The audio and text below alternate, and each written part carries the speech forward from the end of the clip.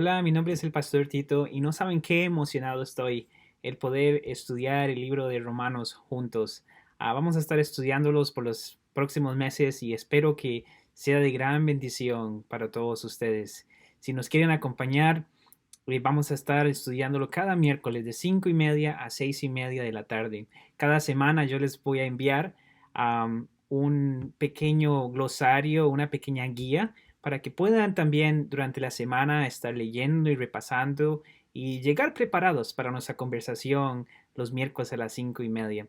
Así que si quieren acompañarnos, pueden visitar nuestra página de internet de la iglesia a www.intersectionministries.org, hacer clic en la página Intersection Español y ahí pueden mandar, poner su información, su nombre, su correo y con mucho gusto le enviaremos toda la información que ocupas para ser parte de este estudio del libro de Romanos. Así que déjame nada más empezar diciendo que Romanos es un libro poderosísimo. El contenido de sus páginas ha cambiado la vida de muchas personas muy influyentes en la historia. Por ejemplo, Agustín, Martín Lutero, Juan Calvino y otros. Le nombro nada más algunos. Incluso se puede argumentar que gran parte de la historia occidental cambió de rumbo debido a los contenidos de este libro, el libro de Romanos. Y así que durante los próximos meses vamos a estudiar este libro lentamente para poder, ¿qué? Para poder permitir que cada onza de su poder se libere en nuestras mentes y nuestros corazones mientras lo analizamos juntos. Así que esta semana veremos Romanos 1 del 1 al 17. Ahora, en el versículo inicial vemos que el apóstol Pablo es el autor de esta carta.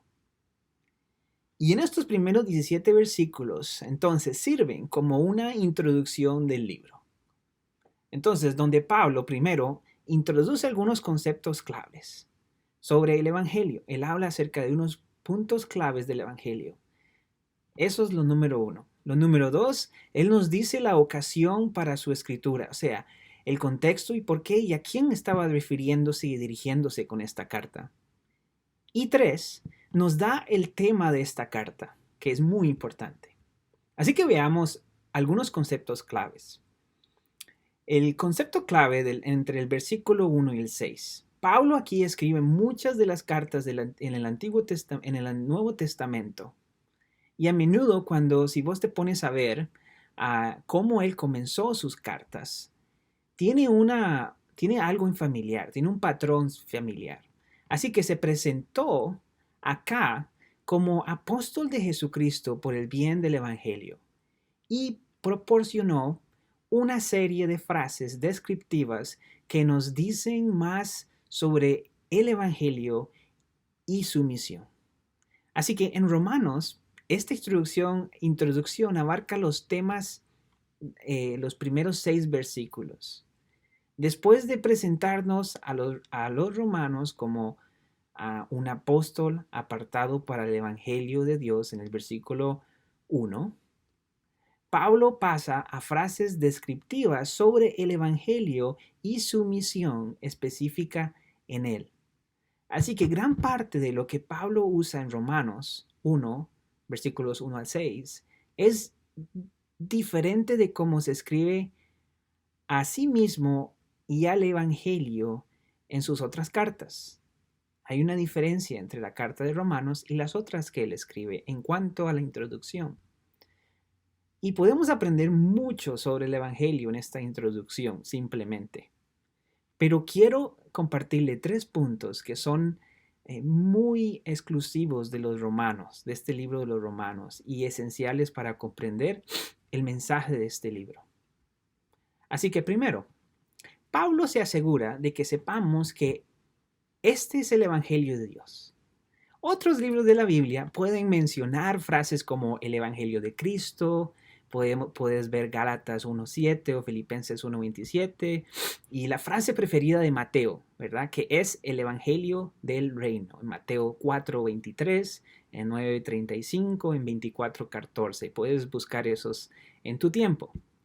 Pero en Romanos, Pablo lo llama el Evangelio de Dios, que define nuestra relación con Dios mismo. Aún más ampliamente, Pablo describe cómo las naciones del mundo entero se relacionan con Dios.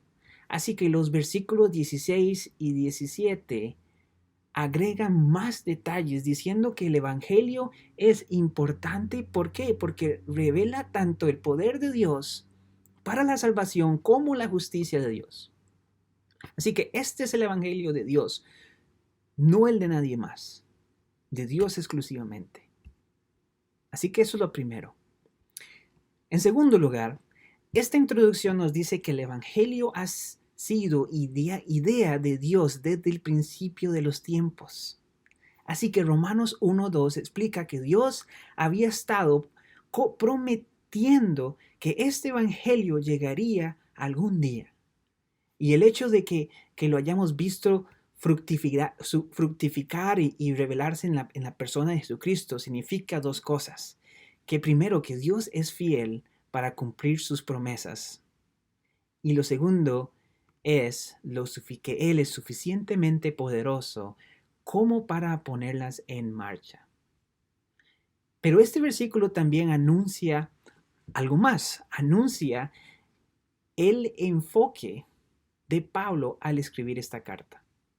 Así que Pablo nos mostrará a lo largo de este libro que cada rincón, cada grieta del Evangelio ha sido proclamado por los escritos proféticos del Antiguo Testamento mucho antes de convertirse él en un apóstol.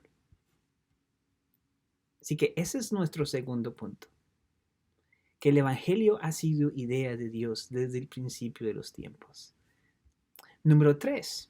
La introducción declara que el Evangelio es para todas las naciones. Claro, el Evangelio viene a través de Jesús, quien es el descendiente directo del rey judío David, pero Jesús también es el Hijo de Dios que recibirá la obediencia de todas las naciones, en el versículo 1 al versículo 5 del capítulo 1. Y luego Pablo pasará a una gran cantidad de tiempo mostrándonos cómo judíos y gentiles o griegos, Pablo usa esas palabras indistintamente, y cada humano puede participar de este evangelio y lo que les sucederá si no lo hacen. Así que esa es, en breve, unos conceptos claves que tenemos que tener y entender y conocer al leer esta carta.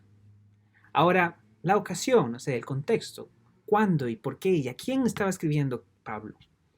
En Romanos 1, 7 al 15, Pablo nos dice, ¿por qué está escribiendo esta carta?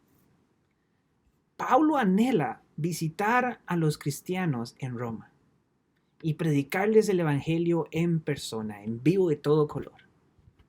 Él sabe que tal visita fortalecería en el versículo 1, en el versículo 11 del capítulo 1, alentaría en el versículo 12 a sus hermanos y hermanas en Cristo. Sin embargo, Pablo elige escribirles una carta a la iglesia romana en este momento porque ve una oportunidad súper estratégica. ¿Para qué? Para reunirse con cristianos y recaudar fondos de ayuda en apoyo de la iglesia en Jerusalén y en Judea. Así que la iglesia en Judea había caído en tiempos difíciles, estaba terrible, y Pablo creía que la colección de recursos financieros podía fortalecer las relaciones entre cristianos de diversos orígenes, específicamente cristianos gentiles y sus hermanas y hermanos en Cristo que eran judíos étnicos. Así que esa es la ocasión, ese es el contexto en una manera breve.